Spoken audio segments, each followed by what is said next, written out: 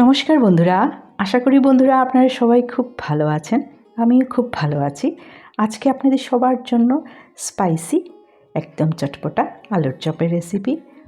Moms কিচেনে সবাইকে অনেক অনেক স্বাগত জানাচ্ছি। পুরো ভিডিওটা দেখতে থাকুন। আশা করি বন্ধুরা আপনাদের সবার খুব ভালো লাগবে। সবার জন্য ছোট্ট ছোট্ট টিপস অ্যান্ড ট্রিক্স রইল। এই আলুর চপটা ইজি স্ট্রিট ফুড রেসিপি। ভালো লাগলে অবশ্যই একটা লাইক কমেন্ট করে উৎসাহিত করার অনুরোধ রইল। পুরো ভিডিওটা দেখতে থাকুন। এই মুচমুচে আলুর চপ আর 1 কাপ চা আর সাথে মুড়ি মাখা, দারুণ কিন্তু। চলুন এইবার রেসিপিটা শুরু করি।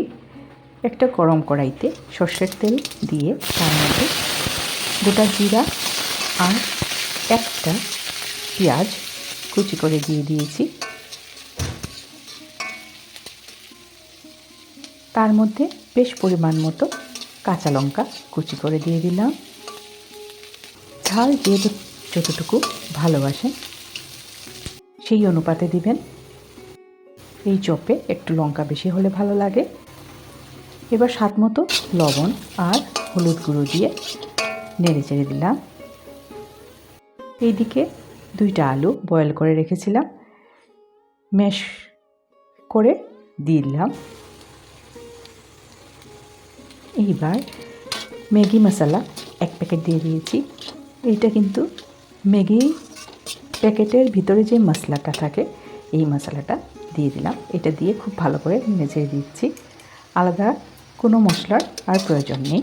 একটুখানি চিনিও দিয়ে দিয়েছি, দিয়ে খুব ভালো করে নেড়ে চেড়ে নিলাম। এবার কসুরি মেথি উপর থেকে একটু ছড়িয়ে দিলাম।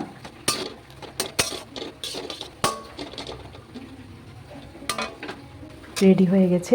আবারও একটুখানি কসুরি মেথি দিয়ে এবার নামিয়ে নেব আর ঠান্ডা হতে দেব।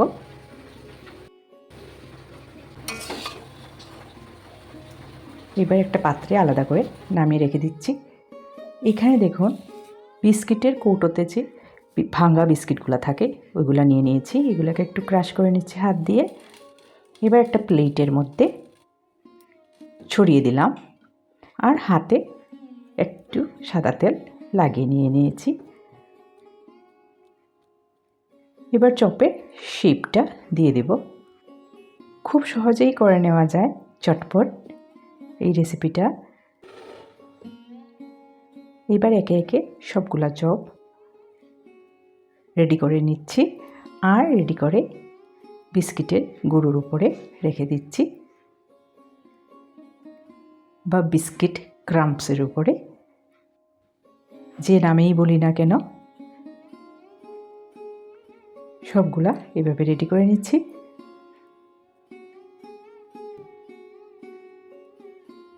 সবগুলা রেডি হয়ে গেছে। এইবার একটা বেসনের ব্যাটার বানিয়ে নেব। তার জন্য একটা বড় বাটিতে 1 বাটি বেসন দিয়ে দিলাম। তার মধ্যে অল্প একটুখানি লবণ দিয়েছি, 1/2 চামচ হলুদ গুঁড়ো, অল্প একটুখানি লঙ্কা গুঁড়ো, কালো জিরা, একটুখানি জৈন আর একটুখানি ভাজা মশলা দিয়ে দিয়েছি। খুব ভালো করে নেড়ে চেড়ে এইবার অল্প অল্প করে জল মেশাবো। একসাথে জল দেব না, কেন কি ব্যাটারটা একটু ঘন হবে। খুব ভালো করে এইভাবে মিশিয়ে নিচ্ছি যাতে কোনো লাম্পস না থাকে। এবার অল্প একটুখানি সাদা তেল দিয়ে দিলাম, দিয়ে ভালো করে নেড়েচে নিচ্ছি। দেখেছেন আপনারা যে এখানে কোনো বেকিং পাউডার বা সোডার ব্যবহার করিনি। এই তেলটা দেওয়াতে চপটা এমনিতেই ক্রিস্পি হয়ে যাবে। এবার বেসনে দিয়ে কোট করে নিচ্ছি খুব ভালো করে। স্পুনের সাহায্যে গরম তেলের মধ্যে দিয়ে দিলাম। সাদা তেল পরিমাণ মতো দিয়ে গরম করে রেখেছিলাম, খুব বেশি কিন্তু গরম করিনি। গ্যাসের ফ্লেমটা একদম কম আঁচে রেখে দেখুন চপগুলা দিচ্ছি, উল্টে পাল্টে লাল লাল করে ভেজে তুলে নেব। আমি সব সময় ভাজা পোড়া এই লোহার কড়াইতে করতে ভালোবাসি। আপনারা যে কোনো ফ্রাই প্যানের মধ্যে করতে পারেন। সেকেন্ড ব্যাচ সেমভাবে ভেজে নেব।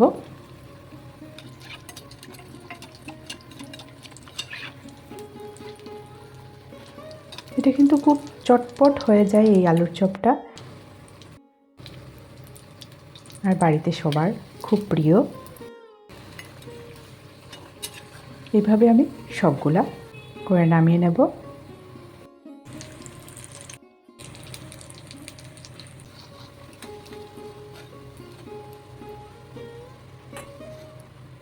সব চপ ভাজা হয়ে গেছে। একটা বাটিতে মুড়ি, ডালমুট, একটু কাঁচা তেল দিয়ে মেখে নিয়ে নিলাম। তার মধ্যে চপ দিয়ে দিচ্ছি। আপনারা চাইলে এইভাবেই চায়ের সাথে খেতে পারবেন, না হলে ইচ্ছে হলে সস দিয়েও পরিবেশন করতে পারবেন। একটুখানি চাট মশলা ওপর থেকে দিয়ে দিলাম।